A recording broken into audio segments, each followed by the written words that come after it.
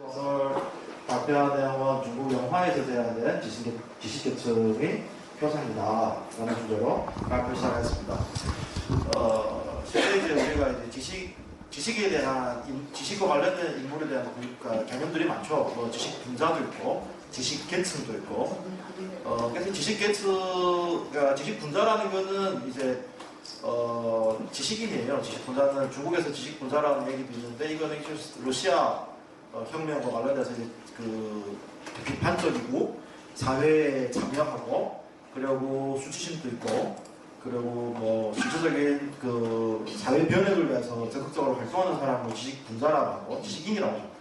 그리고 이제 제가 말하는 지식계층은 비판적인 지식인이 아니고 그냥 지식으로 밥 먹고 살아가는 사람을 말합니다. 그러니까 지식 근로자죠. 그래서 실제 지금 많은 사람들은 이제 학교에서 근무하는 선생님들은 대부분 이제 지식 계층이라고 봐야죠. 지식인은 별로 없고요. 그래서 그런 차원에서 이 영화는 제가 이 영화 분석은 주로 지식 분자 지식인이 아닌 일반 지식 계층에 대한 이미지를 분석하려고 했던 것입니다. 그다음에 기존의 연구들을 한번 살펴보면 이거는 모두 제가 중국 학술지에서 발표된 논문을 인용한 거거든요. 왜냐하면 이제 또 반이 중국인 세력들이 있으니까 그래서 중국 학술지면 다 이제 중국의 발표 가능한 내용을 발표한 거니까. 그래서 중국 학술지 분석에 따르면 문화대혁명 시기에 영화에서 나온 지식계층 이미지는 인류 지식이 파괴자, 시대 정신이 왜곡자, 민족 정신을 오염시킨 불순분자, 그리고 공적 가치를 파괴하는 파괴자라고 매우 안 좋게 이제 비판적인 시각으로 이제 비판했던 겁니다. 그래서 문화대혁명 시기에 이제 지식분자 또 지식계층이 많이 타도를 당했죠. 그리고 이제 문화대혁명 이후에 이 영화에서는 이제 문화대혁명이 끝났으니까 또 다시 지식인에 대한 이미지가 좀 바뀌고 있는데 그게 이제 억울하게 박해를 당한 피해자의 이미지가 있고 그 다음에 박해를 받았지만 여전히 공산당에 충성하는 지식계층 이미지가 있고 그 외에 이제 반성과 더불어서 반항하는 지식계층의 이미지들로 유형화할 수 있습니다. 중국이 이제 90년대 초에 영화가 아닌 드라마 거왕, 갈망에서 나온 부분도 결국에는 문화대혁명 시기에 이제 타도를 받았던 지식계층의 가정에 대한 이야기였던 것이죠. 그리고 그 이야기가 많은 중국 시청자들이 공감을 일으켰던 것이고 그래서 이제 핫한 영화 드라마가 되었죠. 그 다음에 이제 개혁개방 이후에 중국 지식인이 이미지는 바뀌게 됩니다.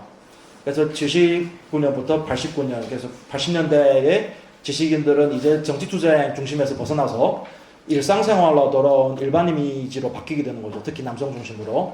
그리고 그 다음에 중국 도시영화, 그러니까 이 개혁개방 이후에 도시를 배경으로 해서 만들어진 영화 중에 실제 가장 훌륭한 영화들은 대부분 이제 황젠신 감독이 만들어냈거든요. 제작했거든요. 그래서 황젠신 감독 영화를 분석하면 그때 지식인들은 현실 사회와 타협하고 그 다음에 시장 경제를 받아들이는 이제는 소시민이 됩니다. 일반 시민이 되는 거죠. 그리고 그 다음에 90년대 이후에는 이제 물질주의에 편향되고 정신적 가치들에 대해서는 별로 관심이 없는 오직 돈을 벌기 위한 지식계층의 이미지가 드라마에 영화에 출연하고 있다. 이런 연구 분석들이 있었습니다.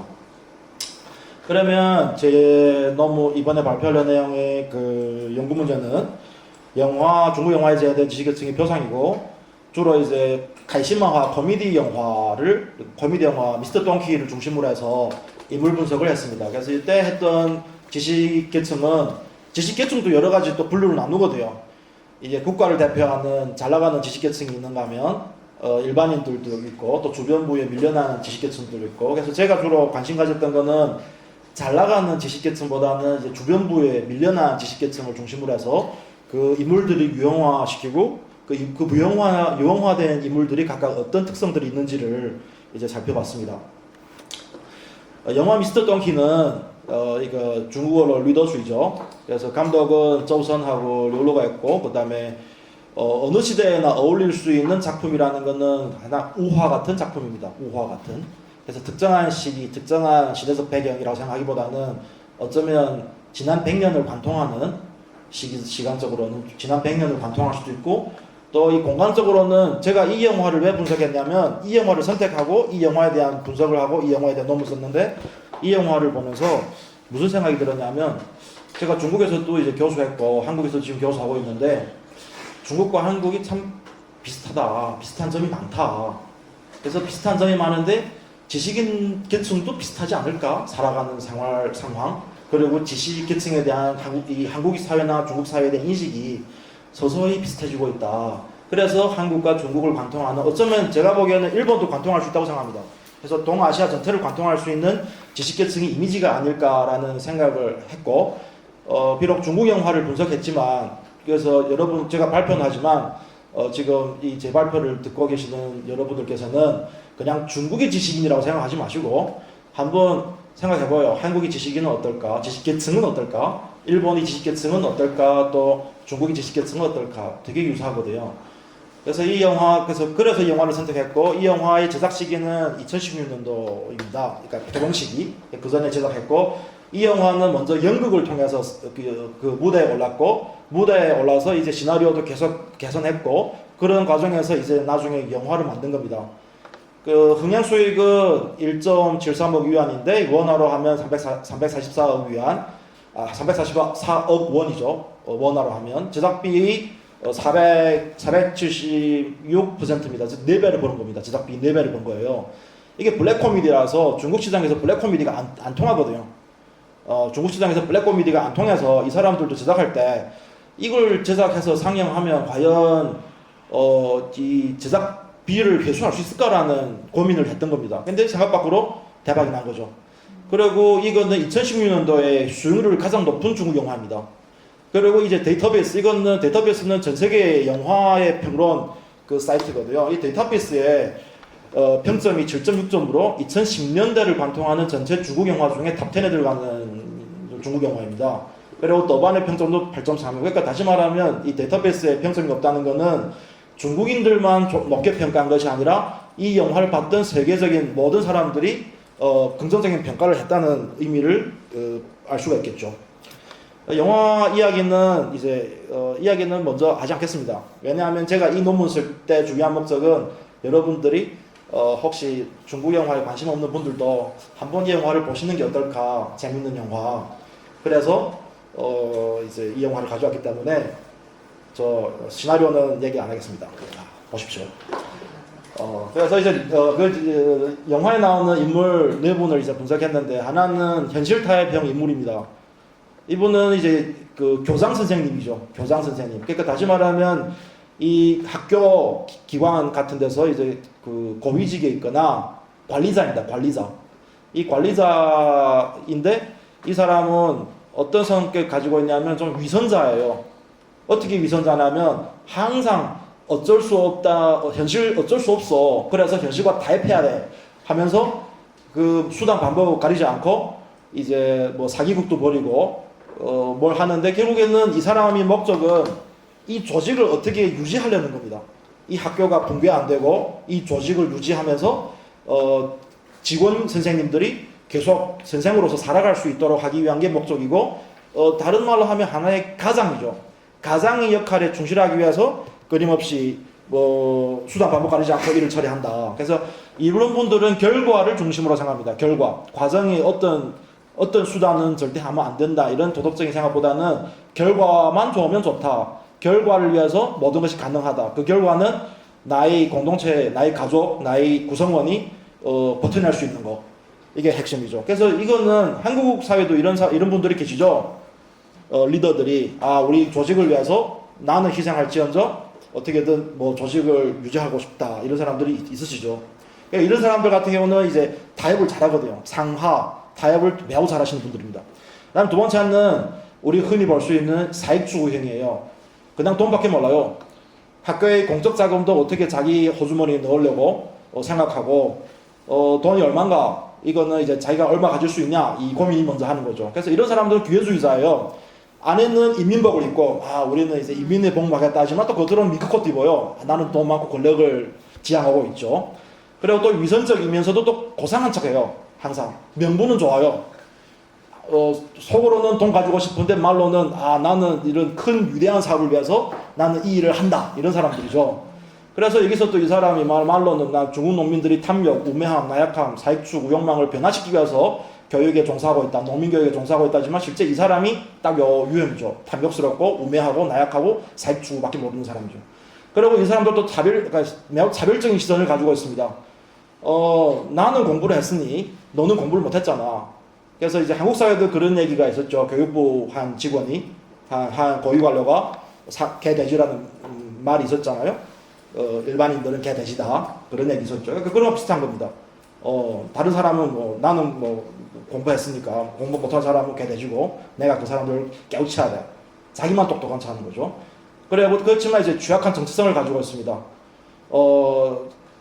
자기 자존심을 짓밟는 타자한테는 공권력을 이용하여 모욕감을 주는 또 강한 복수심도 가지고 있죠. 그러니까 자기보다 힘 있는 사람한테는 잘 보이고 자기가 힘 없는 사람은 그냥 짓밟아버리는 이런 사람들이죠. 우리 사회적으로는 제일 나쁜 놈들이죠. 그 다음에 세 번째는 이제 권력굴종형이 있습니다. 젊은 시절에는 정의로웠어요.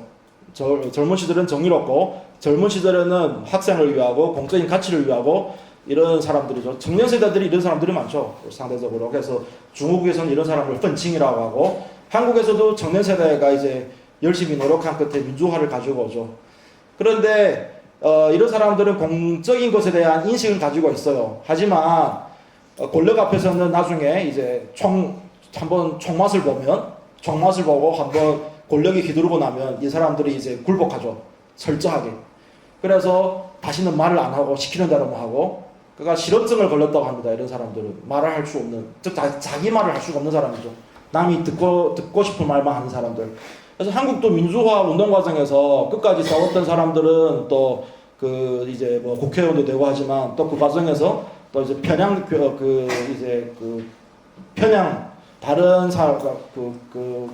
사람들도 있죠.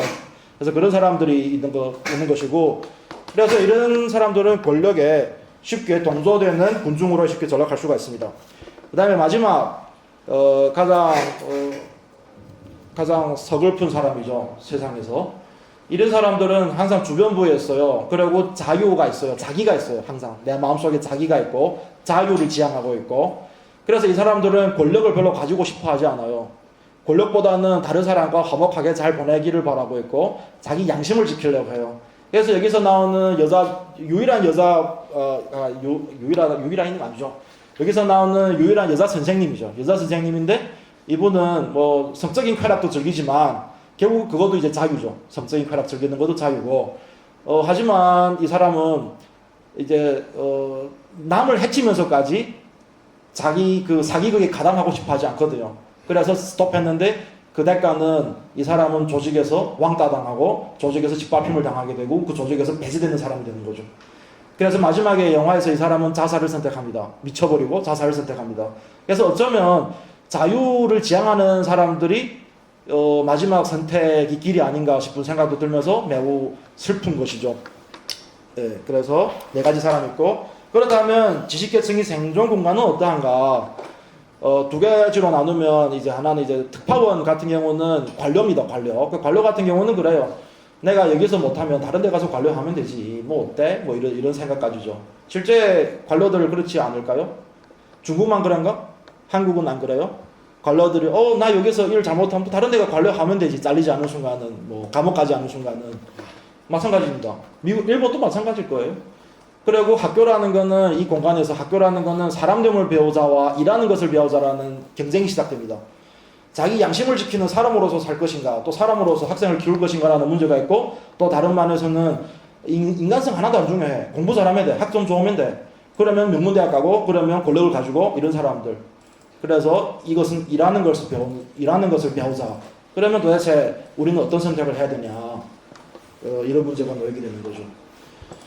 그래서 마지막에 이 다음 세대에 대한 얘기가 나옵니다. 다음 세대. 그게 이제 반성과 용기인데, 여기서 나오는 이 교장의 딸이 그 선택을 하는 거죠. 이 학생은 이제 질사구시 정신을 원하고 있고, 그 다음에 반성과 책임이라는 용기, 그리고 바로잡으려는 노력을 했던 것입니다. 그래서 이 학생은 해방부로 가는 것으로 해서 이제 중국 그 방법을 통해서 실제 영화 심사를, 중국에서 영화 심의를 통과하게 되는 것이죠.